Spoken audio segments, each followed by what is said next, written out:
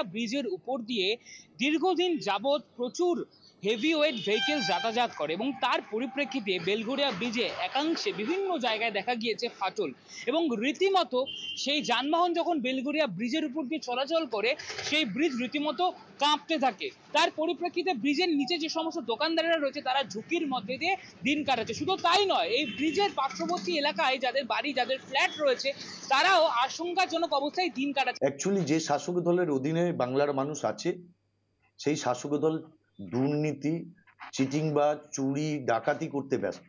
ফলে এই শাসক দলের অধীনে বেহাল দশা, ওদের যেমন বেহাল দশা, ইডি সিবিআই ঘুরে বেড়াচ্ছে, ঘরে থাকতে পারছে না, শান্তিতে ঘুমাতে পারছে না, ঠিক রাস্তার অবস্থা এই হাল করেছে। এখানে অনেক জায়গায় ফাটা আছে, অনেক দিক দিয়ে চিড় খেয়ে গেছে, অনেকভাবে বড় বড় লরিগুলো যাতায়াত করলে এখন ব্রিজটা প্রচণ্ডভাবে কাঁপে, অনেক অসুবিধা হয়। অ্যাকচুয়ালি এই ব্রিজটা আমাদের এই মধ্যমগ্রাম ব্রিজ এবং এই সোদপুর ব্রিজ বন্দর সম্ভবতই প্রচুর প্রেশার পড়ে গেছে ব্রিজের উপর।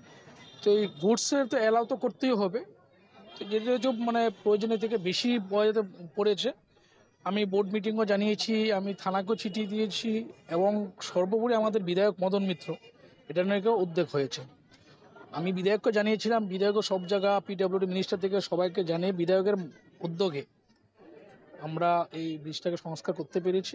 এই ব্রিজ কবে ঠিক হবে প্রশাসন নিরুত্তর। আমরা প্রশ্ন করব প্রশাসনকে, কেন এই ব্রিজ ঠিক হচ্ছে না, এবং যদি এই ব্রিজ না ঠিক হয় বহু মানুষ কিন্তু মৃত্যুর মুখোমুখি দাঁড়িয়ে চলাচল করছে। এই বেলঘরিয়া ব্রিজের উপর দিয়ে ঝুঁকির মুখে দাঁড়িয়ে যাতায়াত করছে প্রচুর মানুষ, এবং শুধু মানুষ নয়, তার পাশাপাশি বহু স্কুল পড়ুয়ারা, কলেজ পড়ুয়ারা, তারাও কিন্তু ডেলি যাতায়াত করছে এই ব্রিজের উপর দিয়ে।